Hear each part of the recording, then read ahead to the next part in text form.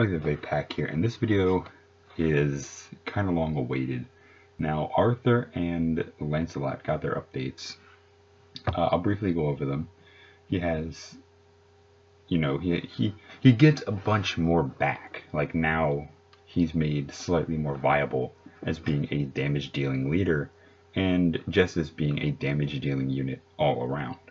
Now, there are a few things that he did get updated on. Adding a few more things into his current skills, things that we don't have, not in global and not, I don't think, in Europe. Now, what they did do though is that they made his UBB 100%. They upped his SBB to make it 15% instead of 10%. So he's being made more and more viable. Now, also remember that tonight I will be making the team building video. Yeah, his UBB was made incredibly great. I'm gonna keep going over Arthur's things real fast, and I'll cut into Lancelot's later. But he has a bunch more damage dealing effects now, and now he has that huge. He has the increase. He has it upped by 20 for Caliburn. That's really good, and then he has 30% attack instead of the 20, which is really good. Now, Lancelot's made actually a pretty good leader now. 80% boost to max HP, 160 boost to spark damage, attack, defense, recovery relative to remaining HP, damage reduction when sparks have exceeded 15. Really good stuff. Now, they boosted some of Lancelot's, they boosted some of the multipliers. They did that with Arthur as well. They also gave him 10% more in the other stuff, and also they added they only really added a few things to Lancelot. Again, still boosting the SBB's parameters and such, and boosting the multipliers for that. Really good stuff. They boosted spark damage for his SBB from 150 to 160. They boosted his attack relative to defense to 80. UBB, they actually gave him slightly better stuff. 100% damage reduction for 3 turns is great.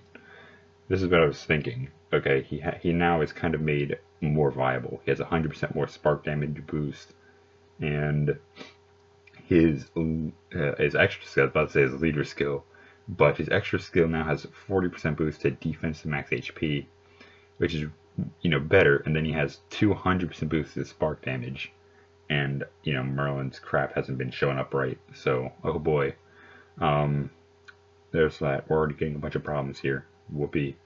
So that's really fucking good. We got 90.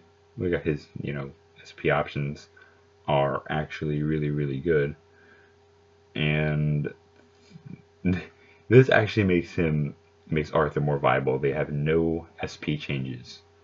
They have not received changes to their SP options. All their stuff remains the same.